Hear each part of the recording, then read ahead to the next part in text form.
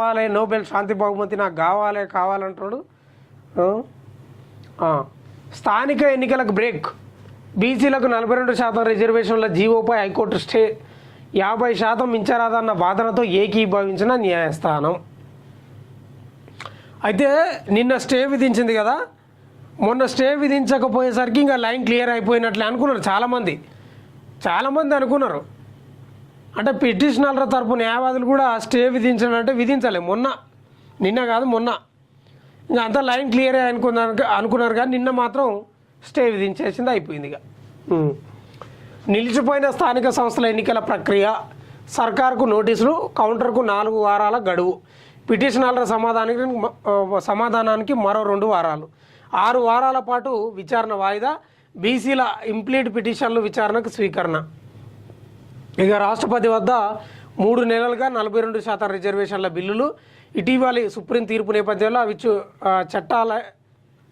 చట్టాలైనట్లే. Election notification వచ్చిన తర్వాత కోర్టులు జోక్యం చేసుకోరాదని స్పష్టమైన తీర్పులు ఉన్నాయి. 50% పరిమితి రాజకీయ రిజర్వేషన్లకు వర్తించదు. రిజర్వేషన్లపై అసెంబ్లీకి చట్టం చేసే అధికారం ఉంది. ప్రభుత్వం తరపున అడ్వకేటు జనరల్ సుదీర్ఘ వాదనట. నీ సుదీర్ఘ వాదన చేసినా స్వల్ప వాదన చేసినా గదే ఉంది. ఏముందాడా, అయిపోయింది, ఇంకేముంది. ఉత్కంఠ భరితంగా మారిన స్థానిక సంస్థల ఎన్నికల ప్రక్రియను హైకోర్టు కొట్టి నిలిపేసింది. స్థానిక సంస్థలో బీసీలకు 42% రిజర్వేషన్లు కల్పిస్తూ రాష్ట్ర ప్రభుత్వం జారీ చేసిన జీవో 9పై స్టే విధిస్తూ గురువారం ఉత్తర్వులు జారీ చేసింది. జీవోపై స్టే ఇవ్వడంతో ఎన్నికల ప్రక్రియ నిలిచిపోయింది. మొత్తం రిజర్వేషన్లు 50%కి దాటరాదని సుప్రీంకోర్టు విధించిన పరిమితిని రాష్ట్ర ప్రభుత్వం ఉల్లంఘించిందన్న పిటిషనర్ల వాదనలతో హైకోర్టు ఏకీభవించిందంట. దీనిపై వివరణ ఇవ్వాలని రాష్ట్ర ప్రభుత్వానికి నోటీసులు జారీ చేసింది. కౌంటర్ దాఖలు చేయడానికి ప్రభుత్వానికి 4 వారాలు, ప్రభుత్వ కౌంటర్కు ప్రత్యుత్తరం ఇవ్వడానికి పిటిషనర్లకు మరో 2 వారాలు సమయం ఇచ్చిందంట. విచారణను 6 వారాలకు వాయిదేసింది. బీసీ రిజర్వేషన్లకు సంబంధించి 6 వారాలు అంటే నవంబర్ అవుతుంది, నవంబర్ 25. ఇంకా నవంబర్ నెల మొత్తం అనుకోరాదు, ఊకే పంచాయతీ. ఏముందండి ఇది, ఏముంది? ప్రభుత్వం ఎట్లుందంటే ఉరుకులాడింది అక్కడ ఇక్కడ. ప్రభుత్వం ఓ ట్రైన్లు అక్కడ ఇక్కడ ఆ కొనకి ఈ కొనకు ఉరుకులాడింది, కానీ అన్నీ ట్రైన్లోనే ఉంది, ఎక్కడ పోలే. మరి కాదా? ఎక్కడ అసెంబ్లీ ఆమోదం, బిల్లు ముసాయిదా గవర్నర్కు పంపడం, రాష్ట్రపతికి పంపడం, అది చాలదన్నట్టు జీవో తేవడం, ఇక ఆడ ఢిల్లీలో పోయి ధర్నా చేయడం. ఆ ధర్నాకు రాహుల్ గాంధీ రాడు, సోనియా గాంధీ రాదు, ఖర్గే రాడు, కేసీ వేణుగోపాల్ ఆయన రాడు, ఇంకో ఆమె ప్రియాంక గాంధీ రాదు. వీళ్ళకే చిత్తశుద్ధి కనిపిస్తలేదు. ఇంకా వీళ్ళు పోయి బీహార్లో ప్రచారం చేసుకుంటున్నారు. అయిపోయింది మొత్తం. తెలంగాణలో బీసీలకు 42% రిజర్వేషన్లు ఇచ్చేసినామని ఆ బీహార్లో ఆడ పోయి ప్రచారాలు చేసుకుంటున్నారు. ఇది ఎక్కడి అన్యాయం, ఏం కథ? ఇన్ని వేసిర్రు. ఆ జంతర్ మంతర్ దగ్గర ధర్నాలు చేస్తే ఎవరు రాలే, కాంగ్రెస్ అధిష్టానం. ఏమనంటే ఎన్కేసుకొస్తారు కాంగ్రెస్ వాళ్ళు. మీకే చిత్తశుద్ధి లేదు, ఇక బీజేపీ వాళ్ళకు ఉంటుంది. వాళ్ళకి ఏం పోయింది చెప్పు? వాళ్ళది నెత్తి ఎక్కత్తే. ఇప్పుడు మీకే చిత్తశుద్ధి లేదు. కనీసం అఖిలపక్షాన్ని ఇక్కడ బీఆర్ఎస్ బీజేపీని కలుపుకొని తీసుకొని ఢిల్లీకి పోయి జంతర్ మంతర్ దగ్గర ధర్నా చేసి అదో లెక్కుండే. ఓన్లీ కాంగ్రెస్ నేతలే పోయినరు. రైళ్ళల్లో విమానాలలో పోయి ధర్నాలు చేసి వస్తే దానికి ఏంది ఒక చట్టబద్ధత ఉందా? ధర్నాకి ఏమన్నా ఎవరన్నా గుర్తించిండ్రా? అసలు కనీసం ఇట్లా తొంగి చూసిండ్రా ఎవరో ధర్నా చేస్తుండ్రా అని బీజేపీ వాళ్ళు అక్కడ అధిష్టానం? నరేంద్ర మోడీ, అమిత్ షా ఇట్లా కనీసం ఇట్లా తొంగి చూసిండ్రా? ఎవరో చూస్తుండ్రా, ఎవరో వేస్తుర్రా అని? ఎవరు చూడలే, అసలు పట్టించుకోలే. అట్లా ఉంది మీ చిత్తశుద్ధి.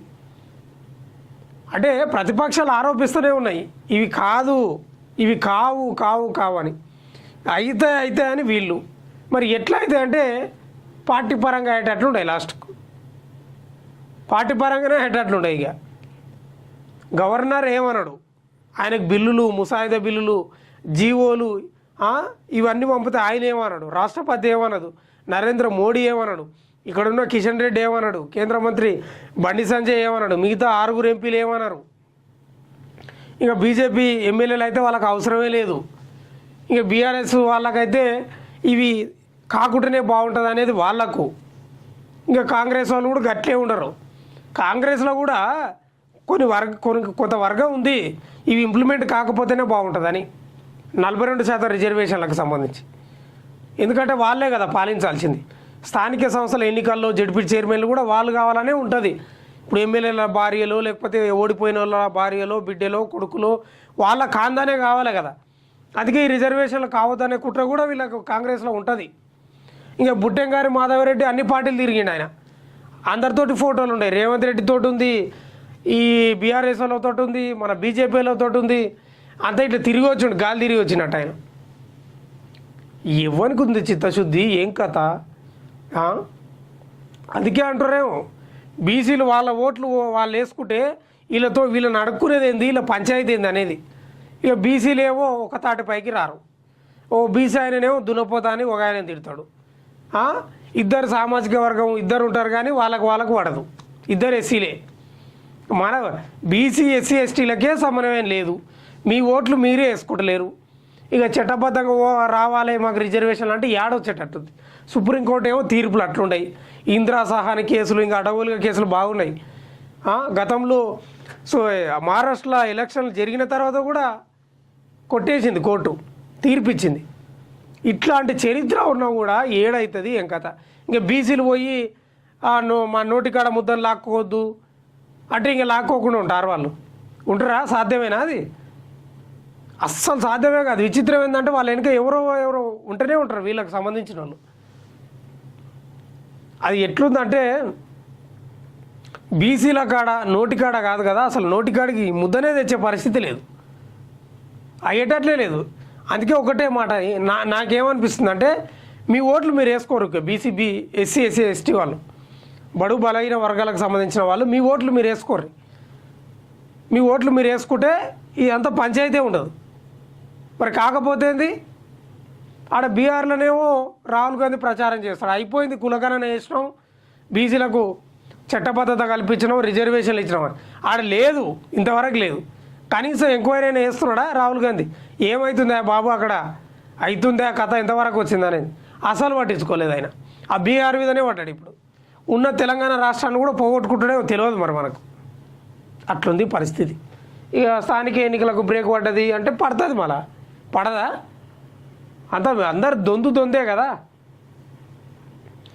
సుప్రీం తీర్పు మేరకు బీసీ బిల్లును ఆమోదించినట్లే, రాష్ట్రపతి ఆమోదం పొంది చట్టం అయినట్లే. అందుకే బీసీలకు రిజర్వేషన్లపై జీవో ఇచ్చాం. 42% అడ్డుకునేది బీజేపీ బీఆర్ఎస్ అని ఎవరంటారు? బట్టి అంటున్నాడు.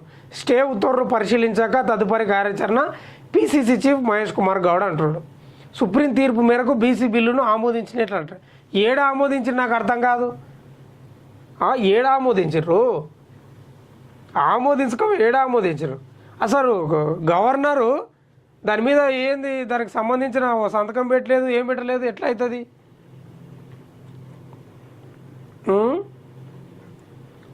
వీళ్ళు మాట్లాడుకుంటే అయిపోతుంది. ఇంకా వీళ్ళ మీద వీళ్ళు, వాళ్ళ మీద వాళ్ళు చెప్పుకోకూడదు. ఇంకా వీళ్ళ వాదనలు బీఆర్ఎస్ అడ్డుకుంటుందంటే బీఆర్ఎస్ అంటారు, లేకపోతే అదే అనుకుంటారు. ఇక సుప్రీం తీర్పు మేరకు బీసీ బిల్లును ఆమోదించినట్లే, రాష్ట్రపతి ఆమోదం పొంది చట్టం అయినట్లే. అందుకే బీసీలకు రిజర్వేషన్లపై జీవో ఇచ్చాం. 42% రిజర్వేషన్లు అడ్డుకునేది బీజేపీ బీఆర్ఎస్. ఉప ముఖ్యమంత్రి బట్టి విక్రమార్క అంటున్నాడు.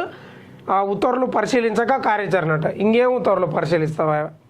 సుప్రీంకోర్టు తీర్పును అనుసరించే స్థానిక సంస్థల ఎన్నికల్లో బీసీలకు 42% రిజర్వేషన్లు కల్పిస్తూ జీవో జారీ చేశామని రాష్ట్ర ఉప ముఖ్యమంత్రి బట్టి విక్రమార్క చెప్తున్నాడంట. స్థానిక ఎన్నికల్లో బీసీలకు 42% రిజర్వేషన్లు కల్పిస్తూ రాష్ట్ర అసెంబ్లీ మార్చి 17, 2025 ఏకగ్రీవంగా ఆమోదించి బిల్లు పంపి రాష్ట్రపతి వద్ద ఇంకా పెండింగ్లోనే ఉంది. రాష్ట్ర ప్రభుత్వం ఒక బిల్లును ఆమోదించి రాష్ట్రపతికి పంపితే 3 నెలల్లోపు దాన్ని ఆమోదించాలి, లేదా తిప్పి పంపాలి. అలా తిప్పి పంపకుంటే ఆ బిల్లు ఆమోదం పొంది నట్లేనని తమిళనాడు వర్సెస్ గవర్నర్ కేసులో సుప్రీంకోర్టు ఏప్రిల్ 8, 2025 పేర్కొన్నదంట. ఇప్పుడు గవర్నర్ కూడా ఆ బిల్లును ఆ సంతకం అన్న పెట్టాడు, ఆమోదించాడు, లేకపోతే ఎనికి కన్నా పంపించాడు. ఆయనది కూడా తమాషనే. బీజేపీ ఏజెంట్లు వీళ్ళంతా. మరి అంటే బిల్లు పంపినాక గవర్నర్కు 3 నెలల్లో వెనక్కి తిప్పి అన్నా పంపించాలంట, లేకపోతే సంతకం చేసి అన్నా పంపించాలంట. ఓకే అని ఏది చేయకుండా ఆయన దగ్గర పెట్టుకుంటే 3 నెలలు దాటితే అది ఆమోదం పొందినట్లేనంట. ఇక్కడ ఏ కేసు చెప్తుందంటే తమిళనాడు వర్సెస్ గవర్నర్ కేసులో సుప్రీంకోర్టు ఏప్రిల్ 8, 2025 పేర్కొన్నదంట. ఆ ఆదేశాల మేరకు బీసీలకు 42% రిజర్వేషన్ల బిల్లు రాష్ట్రపతి ఆమోదం పొంది చట్టం అయినట్లే. ఆ చట్టం ప్రకారమే స్థానిక ఎన్నికలకు రిజర్వేషన్లపై జీవో జారీ చేసినామని బట్టి విక్రమార్క అంటున్నాడట. నేడు మంత్రులతో సీఎం రేవంత్ రెడ్డి మాట్లాడతాడంట. ఇంకా 3 నెలలు దాటిపోయింది ఆల్రెడీ. 3 నెలలు దాటిపోయినా కూడా ఎవరు ఆయన ఏమంటలేడు గవర్నర్. తమిళనాడు వర్సెస్ గవర్నర్ కేసులో సుప్రీంకోర్టు తీర్పు ఉందంట. దాన్ని బట్టి జీవో మేము తెచ్చినాం చట్టబద్ధంగా అన్నట్లు బట్టి విక్రమార్క చెప్తున్నాడు. ఏం చెప్పినా ఏం లాభం ఉంది? ఎగిరి దుంకినా గంతే ఉంది, ఎగరకుండా దుంకినా గంతే ఉంది, ఏం లేదు ఆడ.